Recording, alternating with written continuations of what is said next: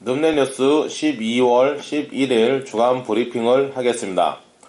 코로나19 확진 환자 소식을 전하겠습니다. 이번 주 누적 코로나19 확진 환자 수를 보면 경기도 15만 245명, 인천광역시 28,175명, 광명시 3,912명, 부천시 9,626명, 시흥시 5,849명입니다.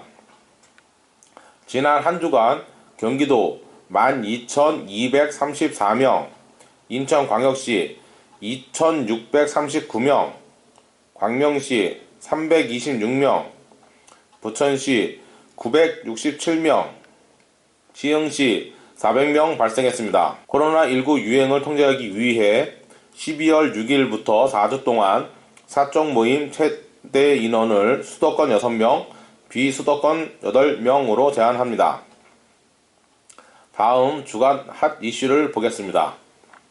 첫 번째, 시흥 광명을 운행하는 39번 노선버스 시흥경찰서까지 연장 운행. 두 번째, 검담 신도시 분양주택 최초 제로에너지 주거단지 구현. 세 번째, 광명시 내년부터 아이조와 붕붕카를 이용하세요. 마지막으로 외신 소식을 보겠습니다. 오미크론 공기 전파설 사실이었다. 홍콩 확진자 둘 미접촉 확인. 자세한 내용을 보겠습니다. 시흥, 광명 운행하는 39번 버스 노선 시흥경찰서까지 연장 운행. 지난 11월 17일부터 39번 버스가 연장 운행을 했다. 39번 버스 노선 연장 요청은 계속 있었지만 관내 버스인 화영운수가 노선을 연장하기는 쉽지 않아 보였다. 새롭게 추가한 노선을 보면 특이점이 보인다. 매화 초등학교에서 시흥시청역 구간을 직통 운행하는 점이다. 사용자 입장에선 시간 단축이 돼서 환영할 일이지만 무정차 버스가 지나가는 지역 주민 입장에선 아쉬움이 남는다. 39번 버스가 연장 운행하면서 시흥시 서해선 이용이 한결 편리해졌다. 또 한편으로 보면 노선이 겹치는 530번과 26번 버스는 타격을 받게 됐다. 이번에 추가한 노선은 화영우수 측에서 요청하고 경기도심의위원회에서 가결하여 결정됐다. 39번 버스는 장거리이면서 간선 노선이기 때문에 신속한 지역 간 연계에 도움이 되는 노선이어서 추진하게 되었다. 두 번째, 검단 신도시 분양주택 최초 제로에너지 주거단지 구현. 인천도시공사는 현대건설 컨소시엄과 추진 중인 검단 주택건설 사업을 제로에너지 주거단지로 구현할 예정이라고 7일 밝혔다.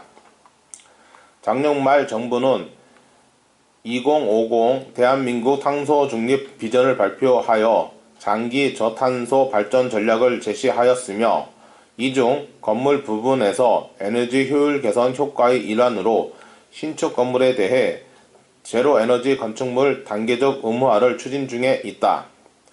제로에너지 건축물이란 건축물에 필요한 에너지 부하를 최소화하고 신재생 에너지를 활용하여 에너지 소요량을 최소화하는 녹색 건축물을 말하며 2020년부터 공동주택을 제외한 연면적 1000제곱미터 이상인 공공건축물은 제로에너지 건축이 의무화되었다. 공동주택인 검단 주택건설 사업은 의무화 대상이 아님에도 불구하고 단계별 에너지 절감 계획을 통해 건축물 에너지 효율 등급 1, 2+ 등급 에너지 자립률 20% 이상을 달성하여 제로에너지 건축물 5등급을 확보하도록 계획하였고 올해 12월 예비 인증을 신청하였다. 이를 위해 단열 및 기밀 성능을 강화하고 자연 채광 성능을 개선하여 겨울철 난방 부하를 최소화하는 패시브 기술과 세대 열화수 장치, 단지 내 에너지 통합 관리 시스템을 적용하여 에너지 사용량을 절감시키는 액티브 기술이 도입될 예정이다. 또한 건물 옥상부에는 태양광 발전을 설치하여 전기 에너지 사용량 일부를 자급자족할 수 있도록 하고 에너지 소비 비용 절감 및 친환경적인 효과가 있는 신재생 에너지 설비도 적용할 예정이다. 인천도시공사 이승우 사장은 검단 주택 건설 사업은 검단 신도시 분양주택 최초 제로에너지 건축물로 계획되어 정부 정책에 적극 동참할 수 있을 뿐만 아니라 에너지 절감으로 입주민들에게 실질적인 혜택이 돌아갈 수 있을 것이라고 전했다. 세 번째, 광명시 내년부터 아이조와 붕붕카를 이용하세요. 광명시는 아이 낳고 키우기 좋은 도시 환경 조성을 위해 2022년부터 신규로 아이조와 붕붕카 사업을 시행한다. 아이조와 붕붕카 사업은 광명시에 거주하는 임산부 및 만 24개월 이하 영유아 양육 가정에서 관내 병의원 및 관공서 방문 시에 무료로 차량을 이용할 수 있도록 지원하는 사업이다.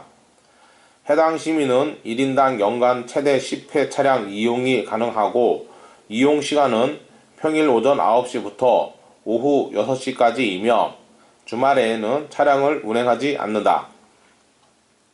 광명시 여성가족과 담당자는 신규 사업인 만큼 본격적인 시행에 앞서 공모를 통해 사업 수행 기관 선정, 차량 렌트, 운전기사 채용 등 사전 준비 절차가 필요하다.